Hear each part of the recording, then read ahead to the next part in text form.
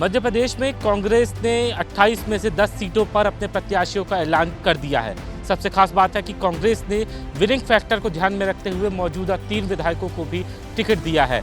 भिंड से फूल सिंह बरैया, सतना से सिद्धार्थ कुशवाहा और ओमकार सिंह मरकाम को भी टिकट दिया गया है। लेकिन सबसे बड़ा सवाल यह है कि कांग्रेस के जीतू पटवारी ने सीसी की बैठक के बाद कहा था कि युवाओं को सबसे ज़्यादा टिकट दिया जाएगा और इस सूची में 12 से 15 नाम होंगे, लेकिन सिर्फ इस सूची में 10 ही नाम थे, यानी कि कई सिंगल नामों के पैनल पर अब तक फैसला नहीं हुआ है।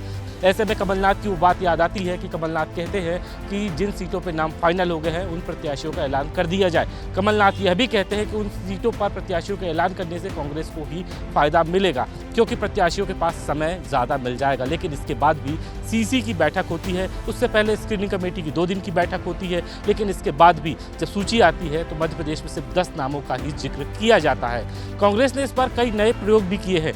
ST SC और खासतौर पे OBC प्रत्याशियों को भी टिकट दिया है, लेकिन सवाल यही है कि आखिर कांग्रेस बीजेपी के इस 400 पार मध्य प्रदेश में कांग्रेस पूरी तरीके से साफ के नारे को कैसे हटा सकती है। कांग्रेस के पास आखिर क्या प्लानिंग है। सबसे दिलचस्प सवाल है कि सबसे पहला नाम नकुल नाथ का सामने आया। साल 2019 में नकुल नाथ छिंदवाड़ा से चुनाव लड़े और साल 2024 में भी वो अब चुनावी मैदान में है।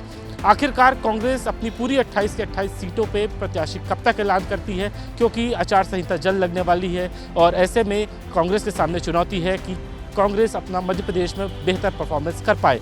लेकिन सवाल यही है कि 29 की 29 सीटों पर बीजेपी की प्लानिंग बेहतर है, कांग्रेस के पास उम्मीदवार भी कम है, क्योंकि कई कांग्रेस के बड़े नेताओं ने चुनाव लड़ने से इनकार कर दिया है। ऐसे में कांग्रेस अब नए चेहरे भी तलाश रही है। कैमरामैन देवेंद्र के साथ विवेक पांडे, विस्तार न्यूज़, भोपाल।